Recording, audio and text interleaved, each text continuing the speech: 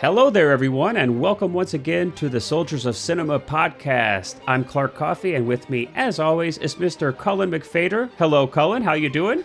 Good. How are you? I'm doing excellent, man. I'm excited for episode 31, where we're going to discuss The Silence of the Lambs. I kind of wanted to say Silence of the Ham. I don't know where I got into calling this movie Silence of the Ham. I mean, they do say that pork is the most similar texture to human skin. You would go there. I was actually going to talk about Anthony Hopkins' performance as Dr. Lecter, but... We clearly have two different wavelengths. yeah, exactly. Oh my gosh. No, I'm really excited for this. This is one of my... too. Favorite movie, probably in my top 5 favorite movies of all time. I'm a very big fan of Silence of the Lambs. It very much influences a lot of my work,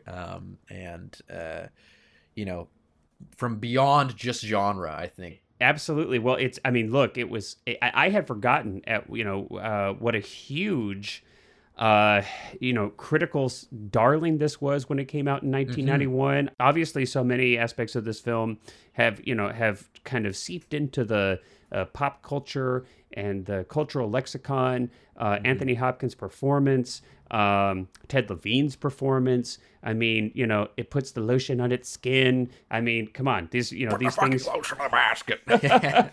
I mean, so.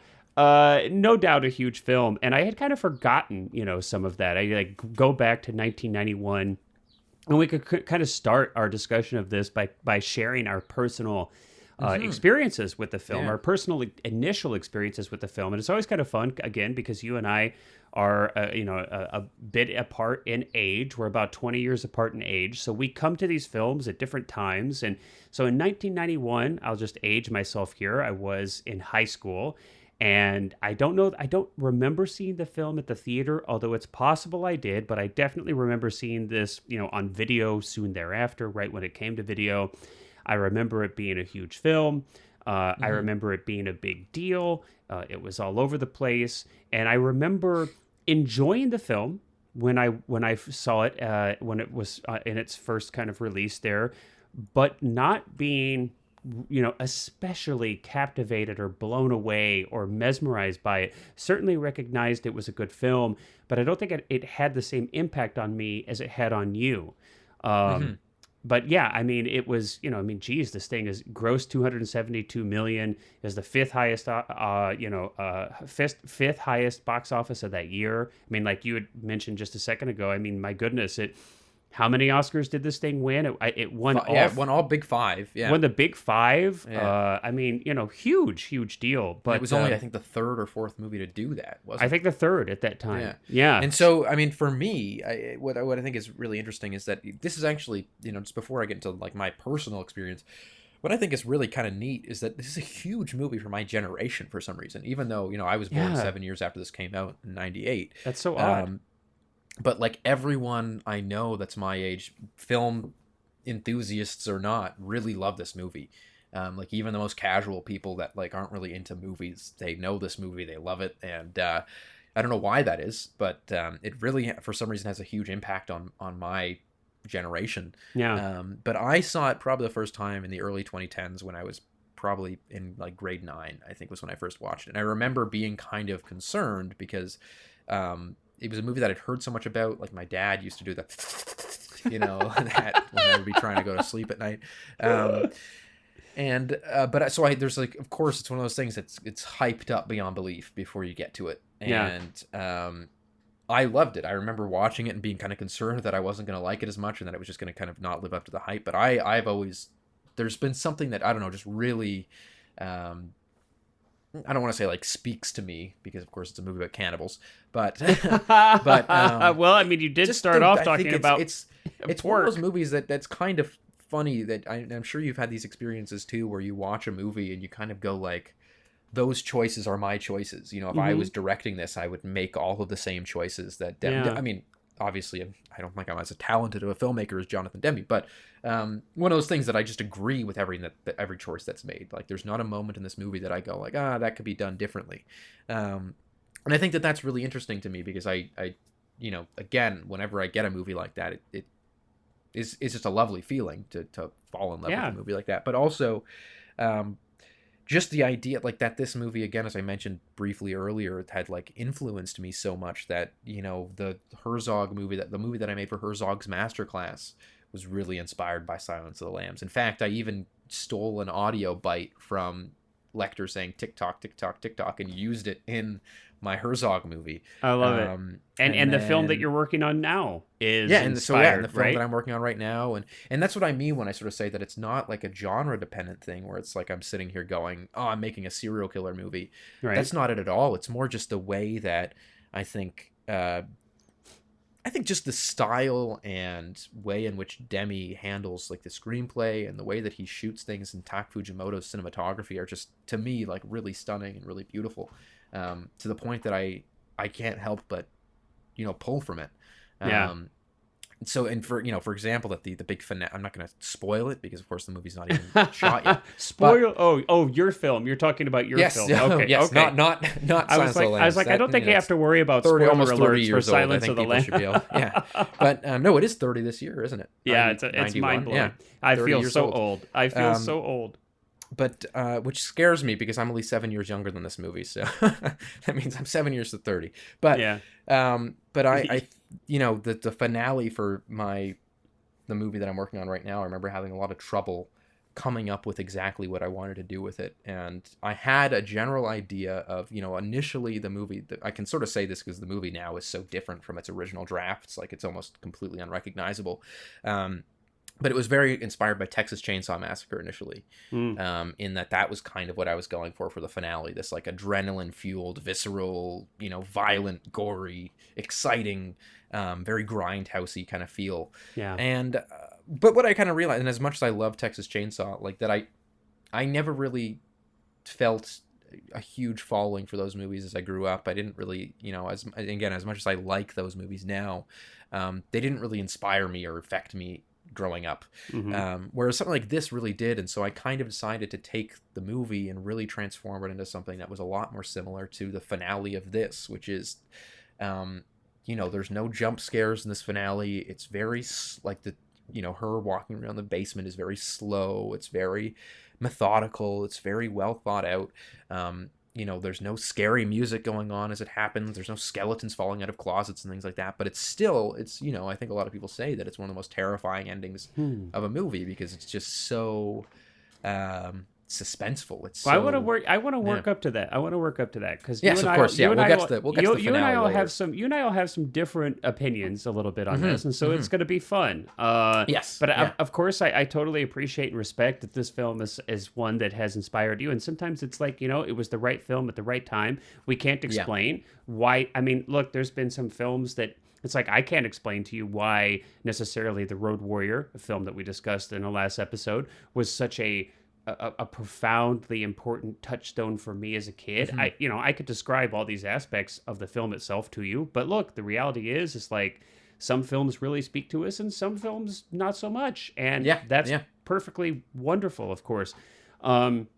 But I mean, let's kind of jump in then and discuss some of the aspects of this film. It'll be fun to see kind of where we might, you know, share some thoughts about it and where we're going to have some different thoughts about it. So now let's kind of talk about the writing a little bit, because I think there's a couple really interesting, significant aspects of this film that kind of originate in the writing. I mean, you know, right off the bat, I think it's obvious we see some things here that are different than a lot of films that were released in that era. We have a woman as a main protagonist. And usually in these kind of, I don't know what would you even call, I mean, it's kind of part horror, it's part kind of thriller, psychological, it's kind of police procedural almost. I mean, and very much in line with that too, what you're kind of like the differences between that, you know, a lot of people don't know that it's also a sequel to sort of like an unofficial sequel, but it's a sequel to Manhunter by Michael Mann. And again, I think all those differences that you just mentioned there very much come up. Like if you watch those two movies back to back, Manhunter's much more of a traditional, you know, male cop hunting down a serial killer, very 80s in a lot of ways. Right.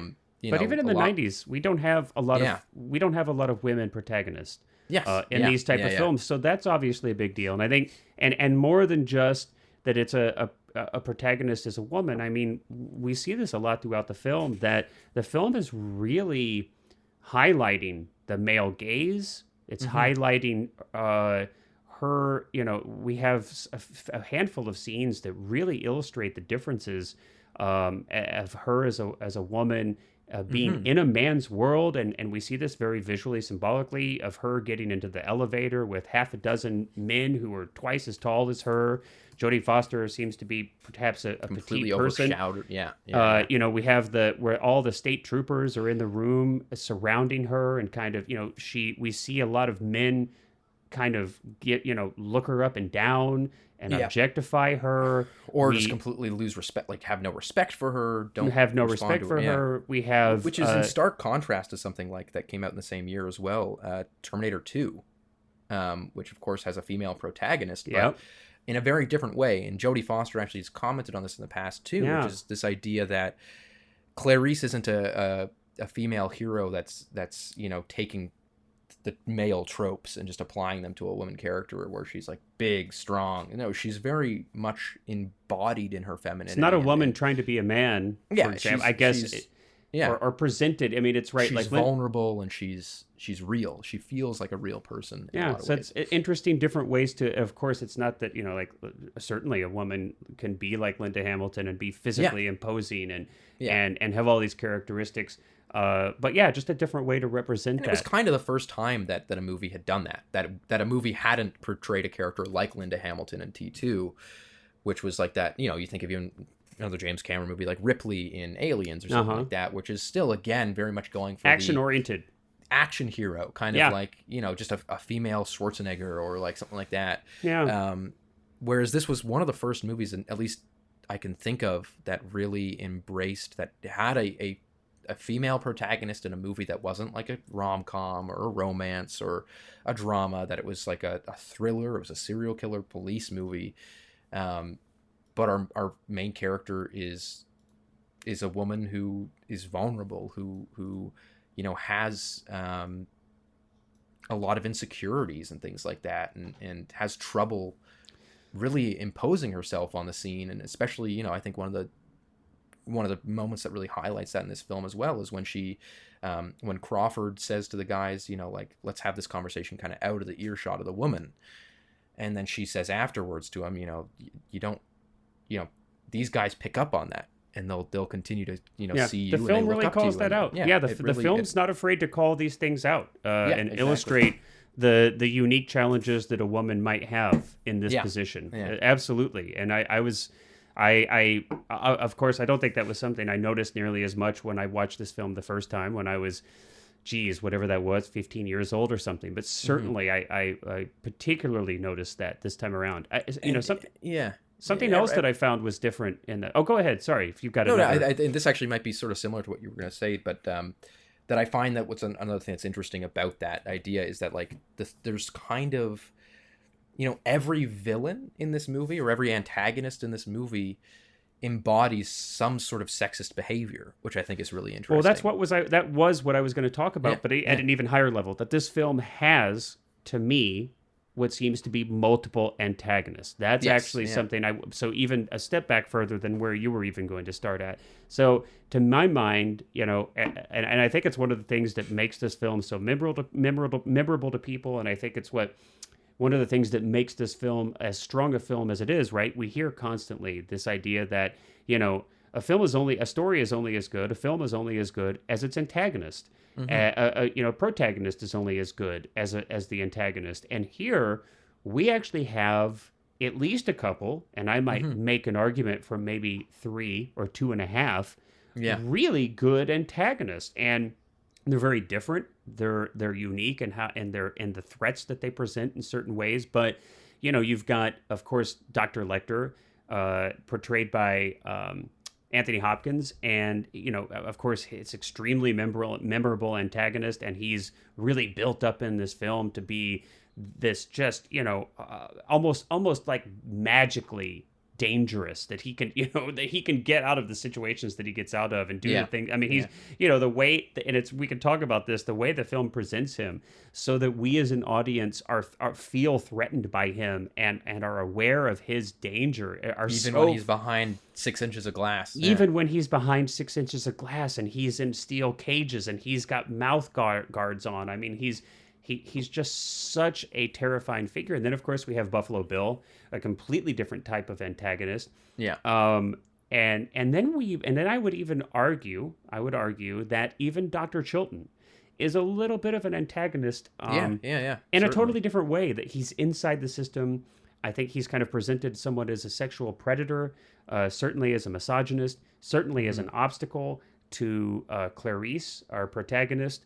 And so, maybe half of an antagonist or something, but definitely interesting. And I do think it's neat to kind of compare to again with Manhunter, because it is the same. It is basically the same cast of characters and the same story, except it's Crawford is the main character of Manhunter, but Crawford in Manhunter has to go and interview Lecter to find a serial killer. That's what that movie is. So it's pretty much an identical plot. It's just that you really, I think, come to appreciate the subtlety, I think, of Silence of the Lambs a lot more when you watch Manhunter as well, because of exactly what you're talking about, which is that this idea that it's, a villain doesn't have to be the killer. You can have an antagonist in it that is technically on the side of our hero. And I would even go as far to say, too, that there's elements of Crawford that sort of make him, in certain moments, antagonistic to Clarice.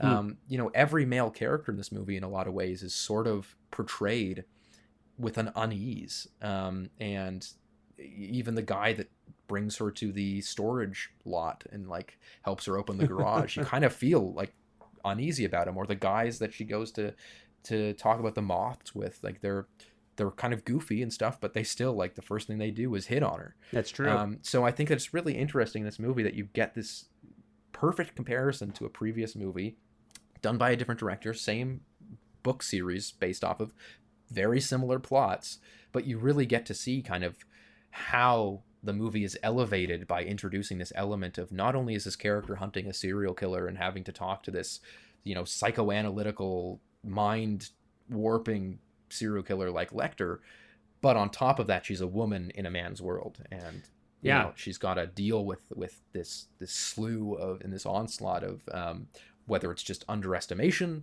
or whether it's active harassment, or objectification, it's her about to be murdered. Yeah. You get all these different elements that very much play into that. So what do you think? Let's talk about Buffalo Bill and Dr. Lecter a little bit. I mean, these are two characters and two performances that have well outlived the film. I mean, these are both of these performances and characters entered into kind of the public domain, the pop culture, if you will. And I mean, just about everybody can at least like recite a line, the fava beans, or, the puts the lotion in the basket, or I mean, And there's some interesting things, I think, to kind of to analyze, think about, and discuss about these two characters.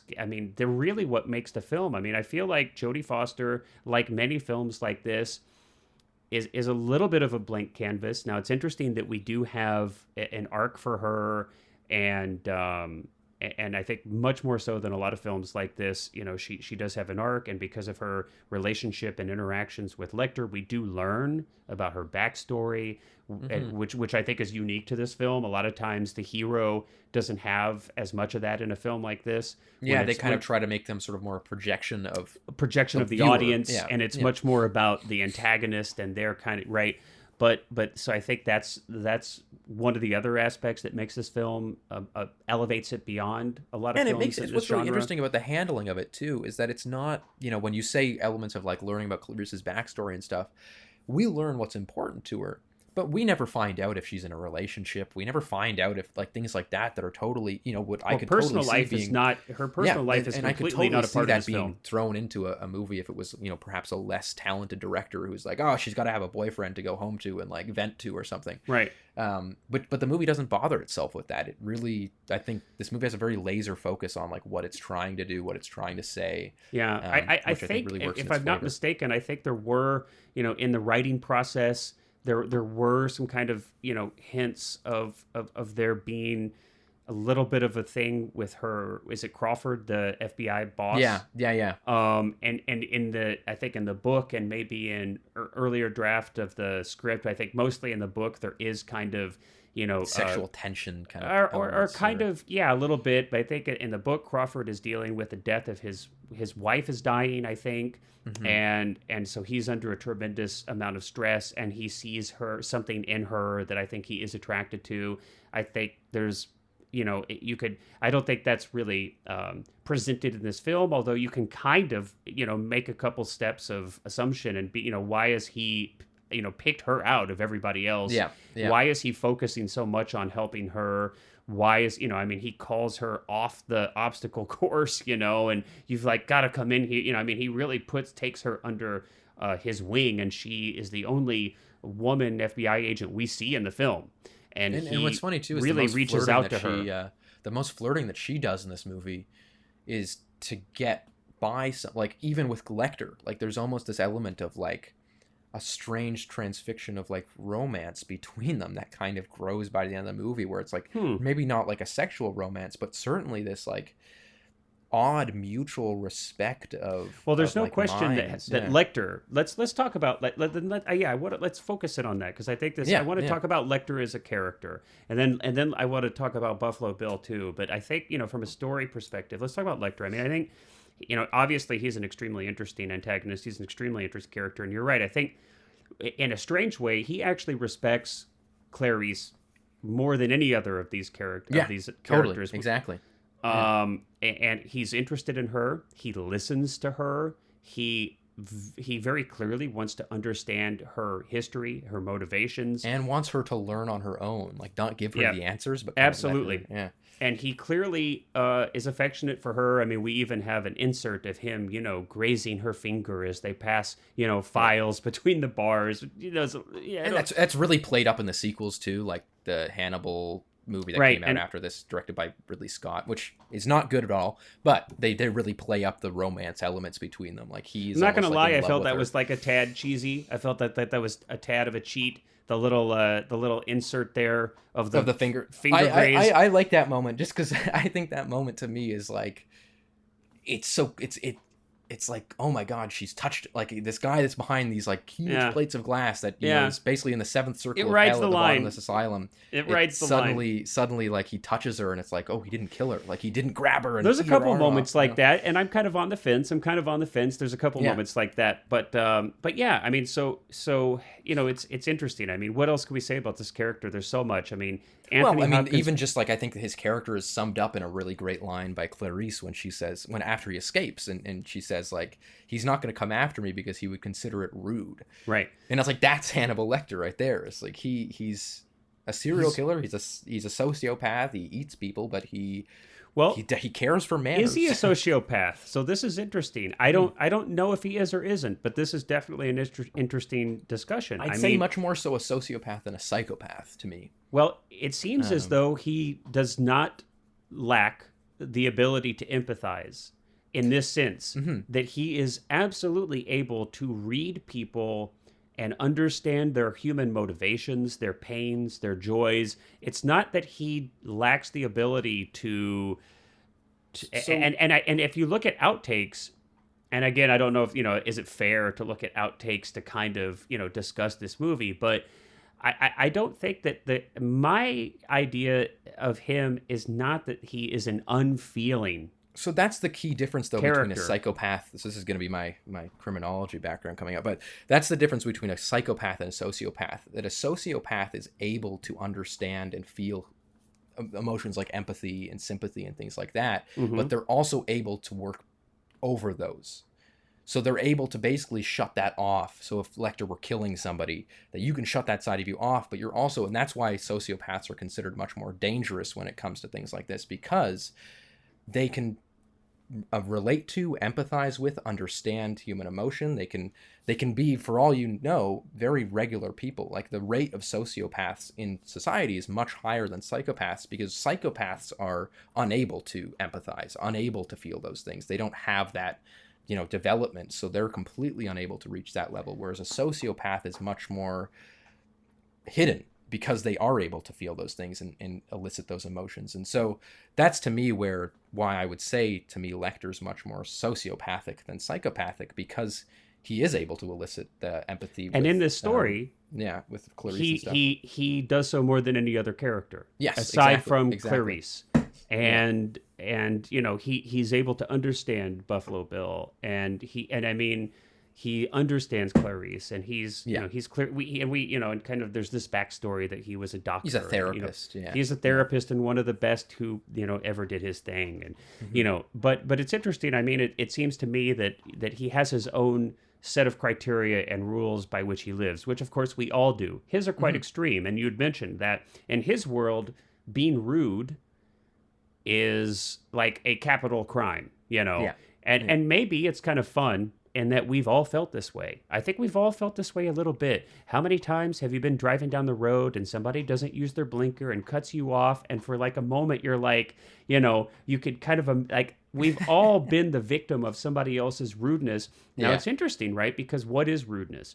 Rudeness is a lack of attention, conscientiousness, or empathy toward another person. That's basically what rudeness is. So it's interesting that Dr. Lecter is actually, when he is, and actually it kind of, sets him in motion, giving Clarice information when Clarice has that really graphic interaction with the cellmate right next to, which is I pretty gruesome and gross, and I'm like, don't even know if I want to specifically outline what happens as she walks by his cell in this podcast for our younger listeners, but it definitely does involve bodily fluids being thrown on someone's face. But that extreme act of rudeness kind of, catalyzes Dr. Lecter and being like, I'm gonna help you, because you had to endure that rudeness. I'm gonna help you. At least that's the excuse he kind of uses to begin this dialogue. And I think it's authentic. Like, at least that's my read for it, is that it is genuine. Like, that's the like you said, the catalyst. It's the only time you see him emotional in the film, and almost apologetic. He is. It's the only time you see his heart rate elevate, and he's like, because you had to endure this rudeness, I'm gonna help you out. And there's the shot too, again, of like right after that happens, that Clarice and him are mere inches apart, except for the glass that they like get.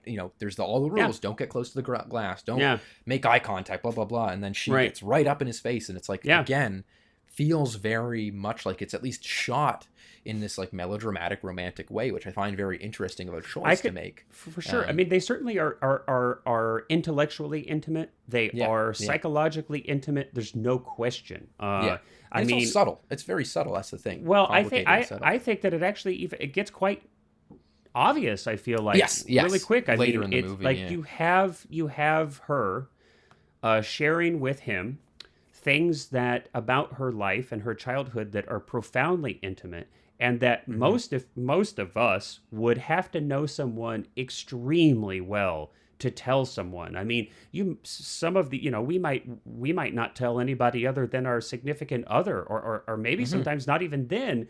Some of these really deep, painful, foundational hurts of our childhood.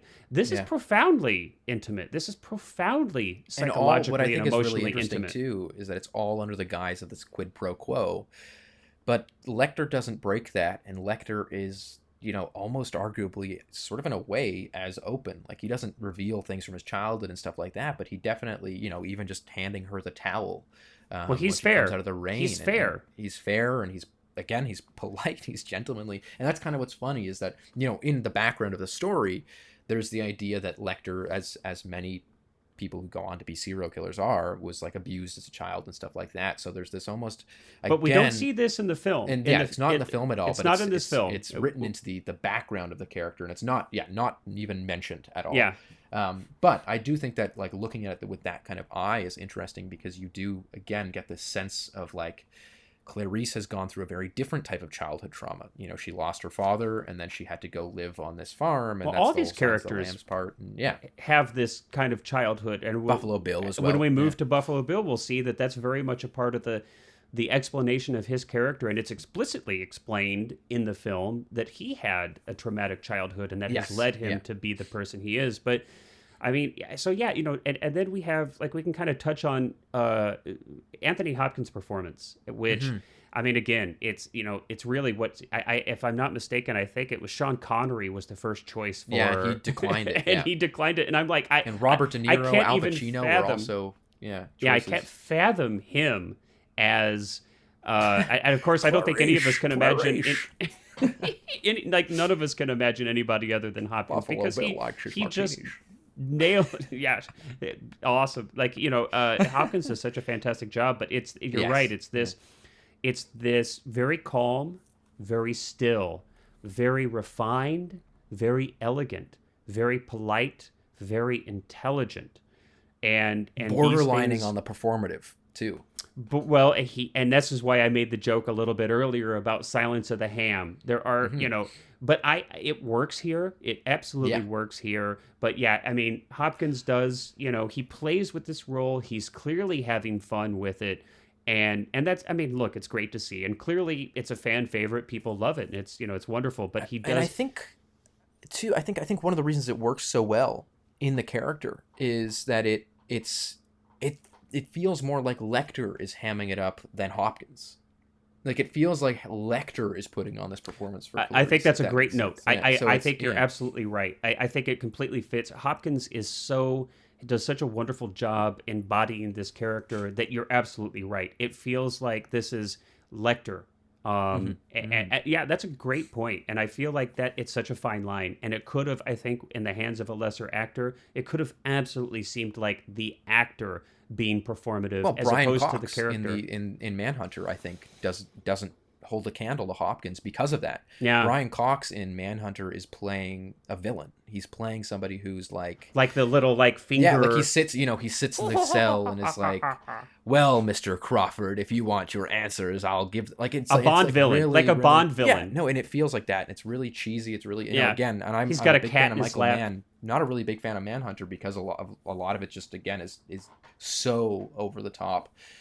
Whereas again, like you said in this one, you know, Hopkins lives in that much in the same way that Foster, what an incredible perfect storm of two actors who are just brilliant. You know, Jodie Foster is one of my favorite actors of all time. I think she's just extremely intelligent actor, actor, fantastic absolutely. actor, Yeah, who does the work, who is one of those actors that like every director dreams to work with because she brings so much to the page. And brings so, and you know, listening to the conversations that she and Demme had on the production of this are just incredible, because it's one of those things where it's like, you know, again, every director dreams to work with an actor who fully understands the ins and outs of a character. Well, I know she had a lot of input in the production. I mean, she made, you know, just an example. I mean, she, you know, you hear her talk about the opening scene, and originally as it was written, you know, they wanted basically to have this kind of little bit of a teaser where, you know, she's you know, I feel, I'm trying to remember exactly, but basically it's like, you know, she's like hunting down a bad guy. She's like hunting down a bad guy, and it's like, terrorist or something, and you know, and she shoots the person, or she makes a mistake and shoots someone else. I can't remember exactly, but basically a real action oriented scene where she's gunning somebody down, and then, you know, cut, haha, surprise, it was a training scenario. So we kind of have this little bit of a, you know, of a fake out, and but it's kind of a much more action-oriented scene, and she's like, you know, I don't want to go that route. That's not the kind of character that I want to represent here, and that's exactly what you talked about, Cullen, that she didn't want to be just another action-oriented heroine here. And she's like, no, I want to have her in this obstacle course that we show her, you know, doing her thing. And it's not subtle. Like literally, the first shot of the movie is her climbing up a hill. Absolutely, because it's an uphill. But I think that sometimes subtlety can be overrated in that way too. Like I don't mind a movie wearing. There's definitely not a lot. There's a lot of things that aren't subtle in this film, but that do and there's work. a lot that are and a lot that aren't. That's what I think is so interesting. Like why I like examining this movie and why I've seen it so many times. And so I pretty much watch it once a year. Because to me, it's there's so much subtle in the character work and the subtlety and I would say like really deep analysis and the psychology of these characters. But at the same time, like you said, a lot of the choices are also worn on the sleeve. A lot of it is very out in the open, very cheesy, very hammy, which is fun. It makes it a lot of fun. And it's fun for me to talk about it with you, to see it through your eyes, because again, like it's been probably 15 years at least since I've seen the film. I've only seen it a couple times. It is not on my list of films that I watch with any frequency, and I've not spent a lot of time in thought about it or discussion of it. And so it's fun for me. I always love doing that, to watch another, to kind of see a film through another person's eyes who's a huge fan of that film, because almost always, like way more often than not, I end up leaving those conversations with a lot more appreciation for the film. So it's fun for me, because my goal is always to love. I mean, look, I wish I loved every single film I saw, right? I mean, that's the whole, when I sit down to watch a film, my hope is that I will absolutely love it. So, that's what I'm always looking for. I don't ever want to watch a film to hate it, Let's talk a little bit about Buffalo Bill then. Yeah. James Gum is his real name, but Ted Levine plays him. Yes. Who I think is I really love not in a ton of movies, but I think when he's in a great movie, character actor, steals the scenes that he's in. He's such I dream to work with Ted Levine. Ted, if you're listening. Ted, come be in my thing. But no, I think that, Ted Levine to me is somebody, just to talk about him for just a brief moment, and then to get into Buffalo Bill, but somebody that commands attention. Like if you want to talk about an actor that is so, he doesn't, again, very different from the style of character that Lecter is, or that the style that Hopkins plays Lecter in, which is very subtle, or not subtle, but very well thought, very methodical, still very haunting. Buffalo Bill in so many ways is the opposite of that. Is impulsive. He's dogmatic. He's desperate, and I love that about Ted Levine's characterization of him, where it's like even the lines that the few lines that Ted Levine has in the movie, he always seems unsure of whether he's saying them, like not in an acting sense, but just the character itself always feels like every time he speaks that he's not sure if he said the right thing or not. Well, the thing that sticks out to me most, right? So as someone who hasn't spent a lot of time studying this film, I mean, right off the bat, and it was something that I instantly remembered being really affected by when I first saw the film, is his voice. To the point where I was literally like, is this actor's voice? Like, what are they doing here? I'm like, is this a Christian Bale Batman thing? Or is this like, I mean, he has one of the creepiest voices in that film I have ever heard. Yes. Yeah. Oh, and it's so impressionable. Like me and my friends will almost always, just do the line, oh wait, is she a great big fat lady? Or like, put the lotion in the basket. Everybody else. I've written sketches about this character just because of how he delivers the line. But again, one of those things that is so, like, for somebody, I think it's so funny that, like, the two probably most quotable characters in this movie have the least screen time. Like, they've got, Hopkins, I think, has, like, max 15 minutes. Ted Levine probably has, like, 7 minutes of screen time. And it's what we take away from the whole film. Yeah, it's because they're so good at what they do. It's and they're juicy. So, I mean, he really lives in that role, I think, and the physicality and everything about it is just, like, I don't know. It's hard to explain something. It's like when you say like that sometimes movies just work. Sometimes characters just work too, and you kind of like, it's so hard to pinpoint exactly what is so good about them. But so Ted Levine, so what did you? I'm actually curious to know what you think after so many years of seeing it. Of like what. Because I've heard a lot of people say that it is, again, a very, like, it's a borderline, almost comedic performance. Well, I mean, there definitely is comedy to it. One of the things that's challenging is that, so by now, right, the film is something different than what it was in 1991. The reason being that this film did have such a cultural impact it has been parodied, satirized. It's been, it's inspired films. It's, I mean, so many. It's you take all of that baggage with you into the viewing of the film now. So there is, I think, there are some comedic elements to the film when watching it now, just because it's permeated our culture. It's been parodied so much that you can't help but to bring some of those memories into the film when you watch it now. And I can't put myself back in 1991. I don't recall it feeling comedic in 1991, but I do definitely get a sense that there is some comedy. And I think the film in some ways is a little, clearly it was ripe for parody because it was parodied so much. And I think some of that is that, so many of these performances really ride that line. So it's kind of ripe for parody. It's like Hopkins really rides that razor thin line. Buffalo Bill as a character really rides that line. So, I call it brie cheese. Yeah. Which is like that. It's like really good cheese. I like love that. That it's not cheesy in the way that's bad. It's like good cheese. Really, it's not Velveeta. It's brie. Yeah. And so, and I think kind of what you said as well, which is that I too, when I first watched this movie, didn't think it was comedic at all. It's thrilling, it's suspenseful, it's psychological and dark and stuff like that. And then it wasn't until I think probably the first time I really found myself like laughing out loud at some of the moments, and because they're so just like rich with well, and like certainly Dr. Chilton is. I mean, his character is just like. He's like a polyester suit wearing lounge lizard. Like, I mean, his character is so over the top too. It's I think it's funny. I mean, in 1991, was it funny? I don't know, but I look at it now in 2021 and I'm like, oh God, yeah, he's so laughing. Sleazy. Yeah. I mean, and what I think is so funny too is that the only character to me, the only male character really that's like comforting is Barney, who is the one of the guards that kind of is in that little airlock room between I think it's actually a really interesting choice to have that character even in the movie at all, because there's something about that. I don't remember what the actor's name is. It's like the last line of defense of humanity before you see that guy and you're like, I bet he gives the best hugs.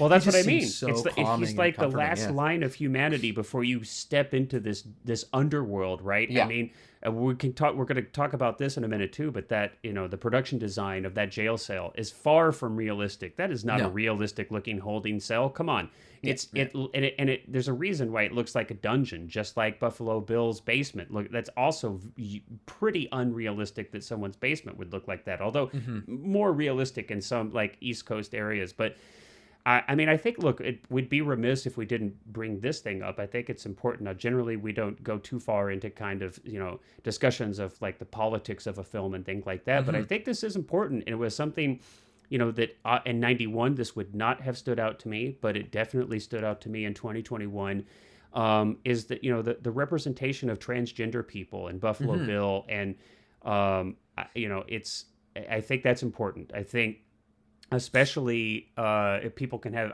I've listened to a handful of YouTube videos of analysis around this subject about this film from trans people as well, which is absolutely, which is where I've been, I'm trying to listen to trans voices about this, and I absolutely can see, and I mean, especially in the context of when this film came out, where there were very few, if any, positive trans role models in media, representations in media. And so, I mean, I absolutely can see how this would have been just one more, negative representation on the pile of all these negative representations of trans people in media. And, to me, it seems to me that, it's a big part of how they tried to make Buffalo Bill seem like a dangerous like an alien outside weird.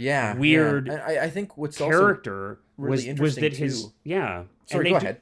And I was just going to say it. I mean, they do speak to it directly in the film, but even in the way they speak to it, still I don't think lets the film off the hook. Now, it's a product of its time, and so it's And it's good to see that it illustrates, I hope, the progress that we're making for other people and other voices. But I mean, they do kind of, and I've heard some people say, well, look, they speak to it in the film, and they say he's not truly a transgender person, which I'm like, I don't even know what that. But really I was going to mention that means. Too, because that to now is such a big hot topic. Is like, does that help anything? I don't think that helps. Like, who the can film's identify case. As trans? Right. Yeah. And not only that, but it's like trans people are what I forget the exact. I'm not going to get this right verbatim, but that they're actually gentle and subdued, or that somehow you can categorize an entire group of people as this one way. Yeah. And so there's a handful of places in there where I feel like, it illustrates, I think, an older point of view in these films, and so I think it's just important to note, that I feel and obviously, in case it's not clear, neither me nor Clark are trans, so obviously we can't. The best that we can really do is listen to other, and right. If anyone who's watching would like to actually do further research, one of the videos that I sent over to Clark, who I think you actually said you'd seen. First before, of all, if you're watching, I'll be a little sgeared, because that means you're outside my window right now, geez. and that would feel weird. But if you're listening, you're in my walls. If you're listening and you want to kind of follow up on that, there's a really interesting video by ContraPoints that goes through basically the entire mythology of like trans people in media and books, films, television, which I think, and of course, well worth a watch. A trans woman, so a direct, primary source of knowledge from that, and of course, again, just like any community, the trans community is not a monolith. There are some trans people who say that there's no issue with Silence of the Lambs, just as there's some people who say that it should be banned. No community is a monolith, so there's going to be a very, diverse a whole range opinion of perspectives. set. Absolutely. But I think what's important is just, again, like you said, listening and you don't have to. I think what I think is a really good point that ContraPoints makes is that, like, you don't have to hate a movie to just because it's got dated politics in it, but what you can do is you can just learn. Watch it with that lens. Absolutely. We know nowadays how differently trans people are identified in just culture, in not only pop culture but just society, and how they're seen, how they're portrayed is so radically different today, in a lot of good ways, that you can kind of go back to these things, and again, using the modern lens that we have, watch the movie and sort of go, okay, yeah, that would definitely be done differently today. And I think, one of the things that I think honestly would even help this movie, and it's such a simple change, would be having just one moment with an actual trans person that Clarice goes and talks to, or something like that.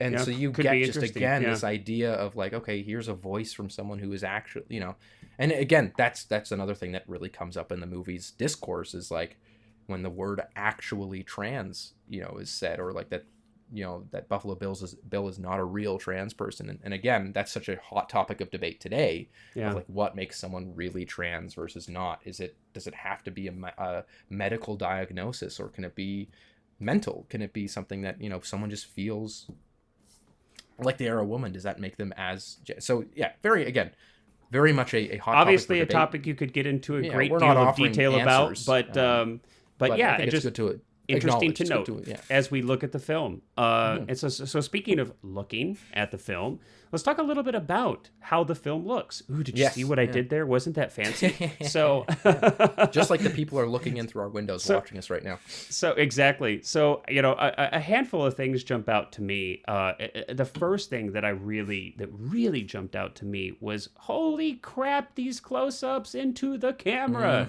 I mean, wow, that stood out to me. Yeah, so I love them. So I don't know if you like or dislike them. I don't dislike. And you kind of, you know that I kind of, well, maybe you don't. We've talked about, again, like wide versus longer lenses, and getting up in people's faces and using close-ups and things. So I'm not fundamentally against close-ups at all. It was just something that really stood out to me. It was a personal choice, obviously, that the cinematographer and Demme chose to shoot in this way. It is certainly, I think it does a couple things for me. I mean, one, you really get a sense that you're in Clarice's shoes. So many of her conversations with these other characters, the characters are darn near looking straight into the barrel. Like they are. Oh, they are in many cases. In many cases, it's right. It's like they are looking right into camera, which is usually a major no-no. And it's like, I mean, it's, from top of head to like not even the bottom of their chin. I mean, it's like extreme close up on their face, almost. And what I I think is so brilliant about that, though, and why I really like it, is because the movie almost makes it a part of its storytelling. Oh, it so does. It doesn't stand out. No, it's throughout the whole film. It might at the beginning kind of be like, oh, that's an interesting way to shoot that, but then because it happens so frequently and because it's it really works, I think. And Tak Fujimoto, who is the cinematographer for it, I think he, even just the way that he, like, I really appreciate his work, especially in this, because he's one of those cinematographers that I think kind of strikes the perfect balance between naturalistic lighting and heightened kind of old Hollywood style lighting. Yeah. And like that really subjective kind of, perhaps even kind of gearing into the expressionistic style. But again, I think that he really strikes a really fine line between them that really works. And that very much relates to not only the lighting, but as we were talking about, the way that dialogue is shot, the way that conversations are shot, and that you feel so much, and I mentioned this.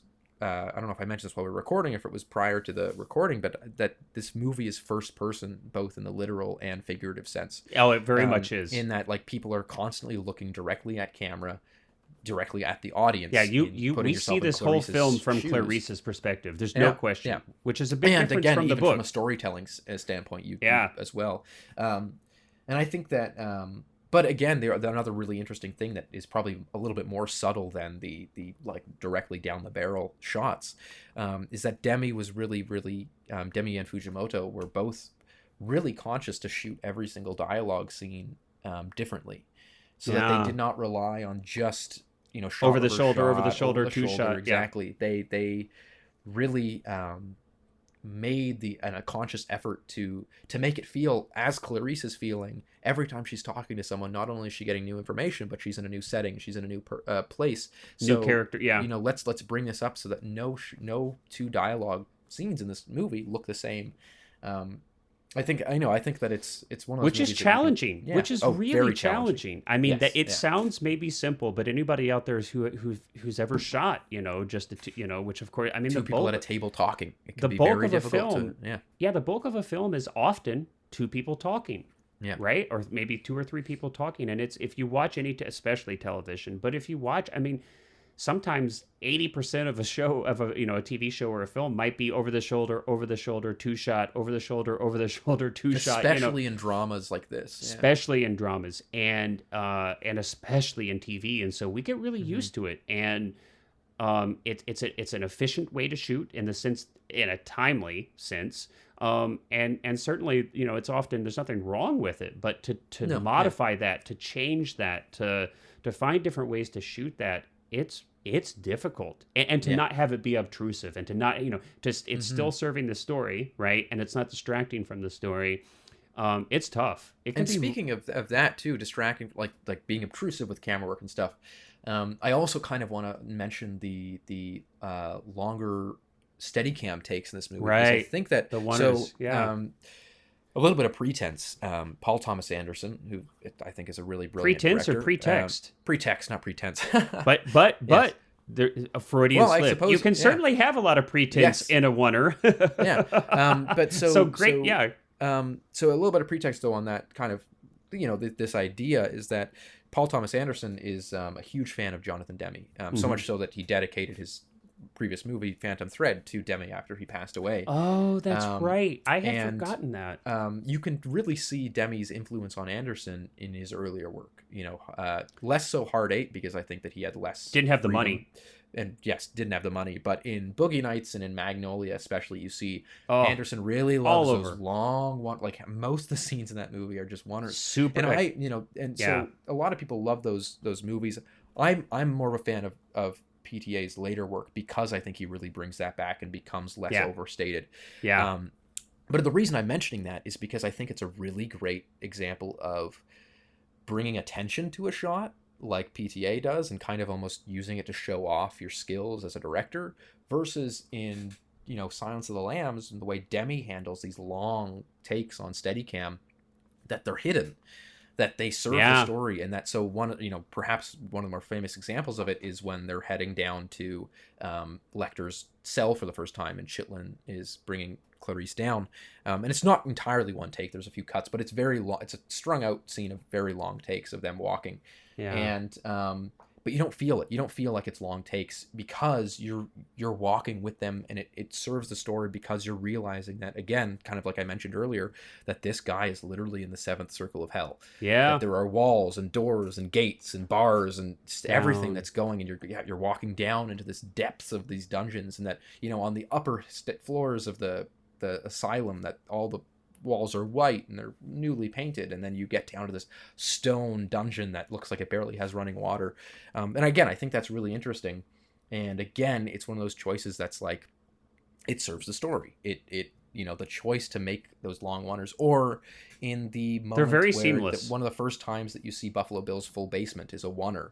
going through and following a moth and following his moth collection, and then it goes and rushes by Buffalo Bill as he's sewing his skin suit, and then goes down the stairs into the well. And again, why that works so well and why that's so effective, and also doesn't feel like it's Demme showing off, and is hardly even really recognizable as a oneer, is because it's setting up the geography for the scene, so that later on when Clarice is trapped down there, we know, holy shit, this place is like a labyrinth, this place is like a maze, and I think that's such a really great way to establish geography in a scene like that, when that geography is going to be so vital later on. Absolutely, and it also tells us so much about the character, though. In a funny, strange way, it reminds me a lot about the opening shot of Back to the Future, where you've got this long tracking shot, and we are learning so much about Marty and Doc and their relationship, and who are they and what are they doing, and all these kind of. It tells us the history about the town and the clock tower. I mean, history of Doc getting the plutonium. It's actually an extraordinary shot, and just so much exposition and so much character. We learn so much about the characters, but in a way, I feel like that shot you just described is like that 4 hour for Buffalo Bill. We learned about the geography, but we also learned so much about him and the visual density of the things that we're seeing as we explore his geography. Yeah. So so I mean, and then it comes down to editing too. The editing in this movie, I think, is really, a masterwork in how. Again, I always kind of reference the scenes that like go into dream sequences or memories or flashbacks for Clarice. Yeah. But they're not done in a typical, close up of someone's face, and then she goes and thinks about, and it's all, you get like the white outline of like smoky fogginess, and but no, it's done in a way that, I think that, to me, this movie has the most authentic memory in the world, in any movie, in that I mean, that it feels like this movie does a really good job, especially with the editing, of putting you into feeling like you actually are remembering something, because what it'll do is it'll like pick up on hints of things that that remind Clarice of something, and then so for example, she sees the police car drive by, and then it cuts to a shot of a police car driving by and her watching a police car drive by as a kid, and her dad pull up, and that's how you get into that memory. It just gets right to it.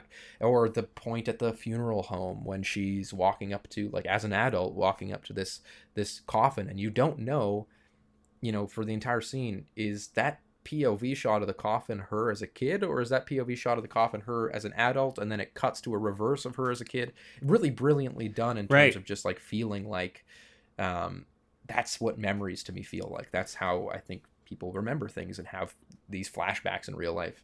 And I think that works so well in this film because it's shot so strongly from her POV, from that character's perspective, from beginning to end. Yeah. And I think that decision to do that really sets up the ability to put together these flashback or memory scenes, like you're saying, as well as they are. And you're right, it's handled better than most films handle this kind of thing. Absolutely. And let's talk a little bit about,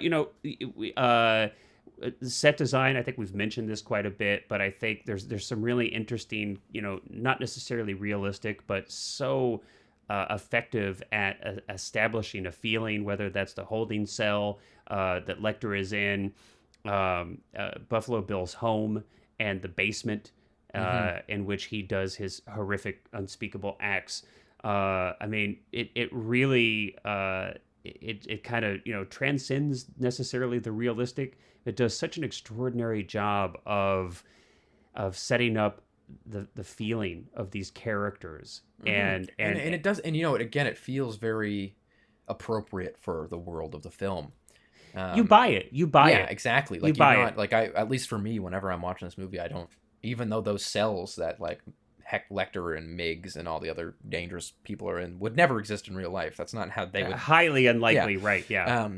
But it's still, it almost feels like these guys are beyond evil, beyond what we have in It does real a life. great So job you of that, need right? to, yeah. They're Yeah. not regular criminals. These are Yeah. not regular, like, this is not a regular jail, and these aren't regular criminals. It's like you said it. It's like they're like going down, you're like going down to the seventh level. Yes, I mean, you're like, you're stepping into hell. And once you cross that threshold, you're in a different world. And even And just like the lighting in that scene when she goes into that is just stark red. yes, It's completely red light, and again, kind of going along, just a little bit of a different topic, but this, like, even the sound design in that scene when they get down there, they put submarine sound effects so that it felt like you were in this like deep in the depth depths of something. There's some great stuff with sound design, Yeah, and I really wonderful sound design. I want to examine that in a second because that is a great point. There's some really interesting stuff here. Let's talk about but real briefly though, as we wrap up kind of the look of the film and things. Some other things that I noticed, I felt like were really interesting. How the film handles gore. And like body horror, and there is some of that here. There's definitely some kind of horror aspects. There's definitely some gruesome stuff going on. Aside from the body in the morgue, a lot of the ways that the film shows us the nature of Buffalo Bill's crimes is that it gives us kind of like a degree of separation to help us, I think, digest that violence, and that is by showing us what the damage that he's done to these human bodies by having that in photographs in the film. Yes. So that we're not actually looking at the body itself. We're not actually looking at a representation of a representation. So it's kind of a degree removed, and it's an interesting choice by the director, but it certainly helps. It allows us to see the gruesome nature of this person's crimes, of this character's crimes, but it removes it a little bit from us so that it's not like a pure horror film, right? It's not what a horror film would do. A horror film would get right in there and show us the actual body.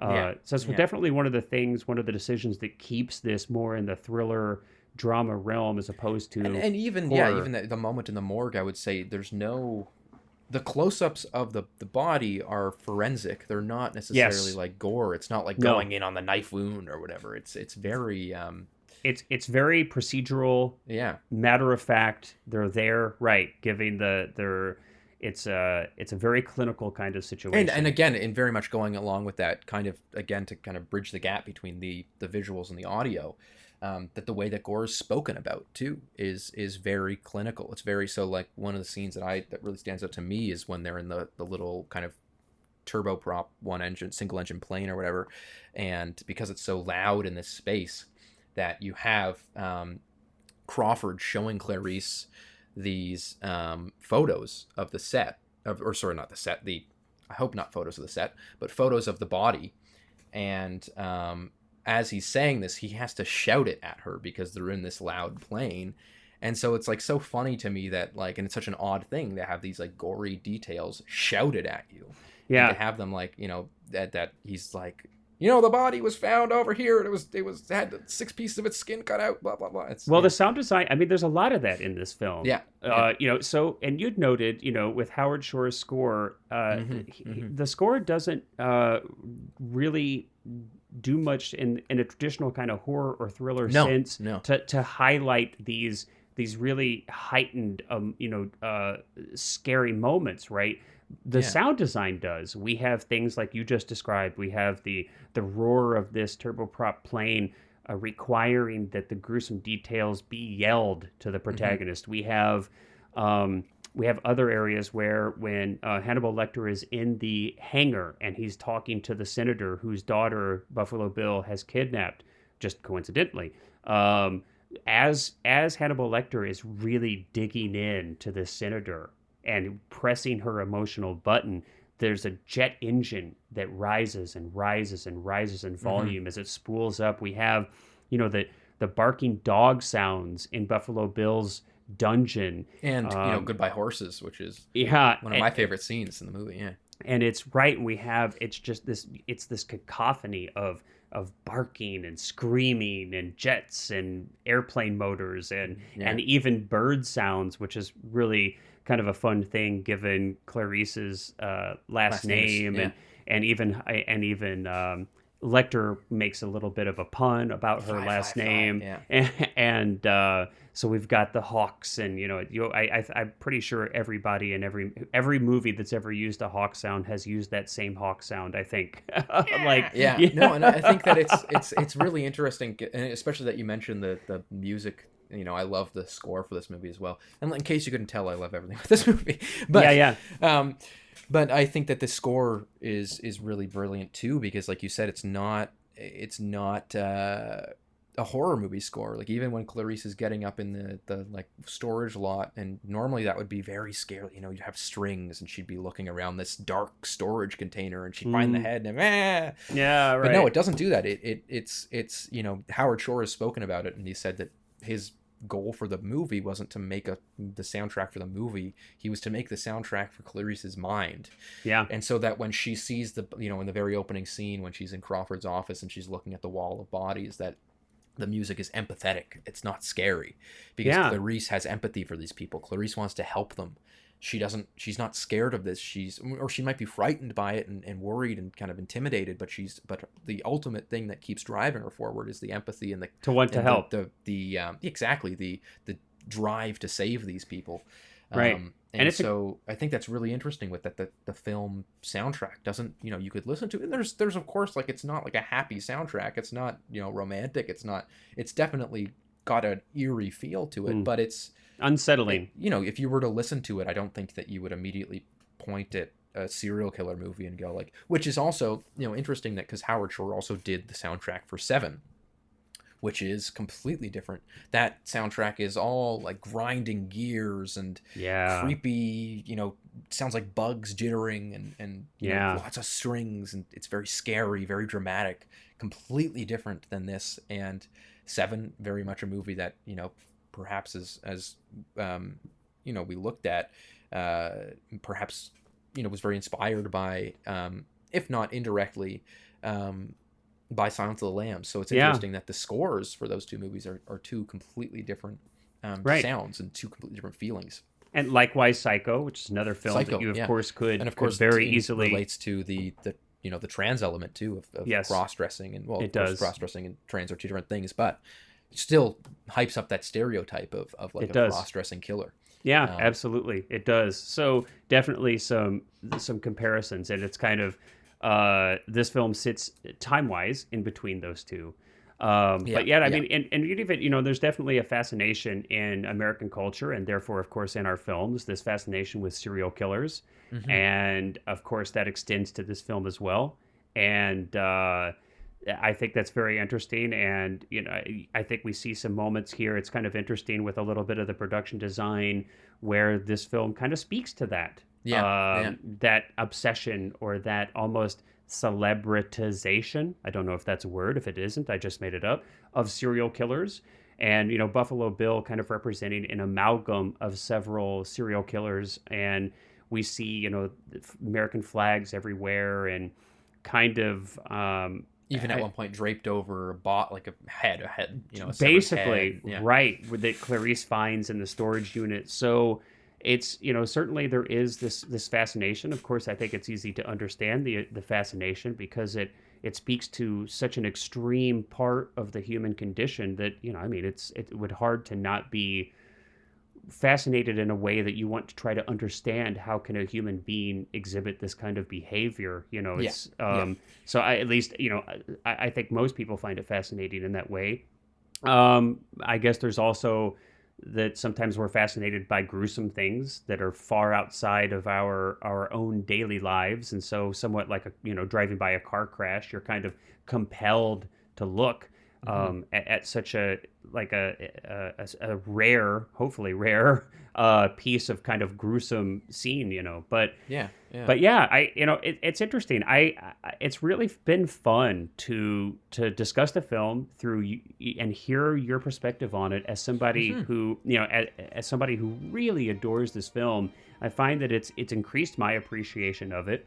And maybe I'll go back and watch it again after this conversation. But it's been really enjoyable, and it's been a lot of fun. Yeah. I've had a blast, man, as I always do. It's not like I don't think I've ever ended one of these conversations and been like, well, Cullen, boy, that stank. That was a waste. That was a waste of an hour. Yeah, it's like, the old ball and chain. That's what keeps us coming back for more. It's always fun. So yeah, with that being said, Cullen, thank you so much for spending this hour with me discussing this film. Thanks.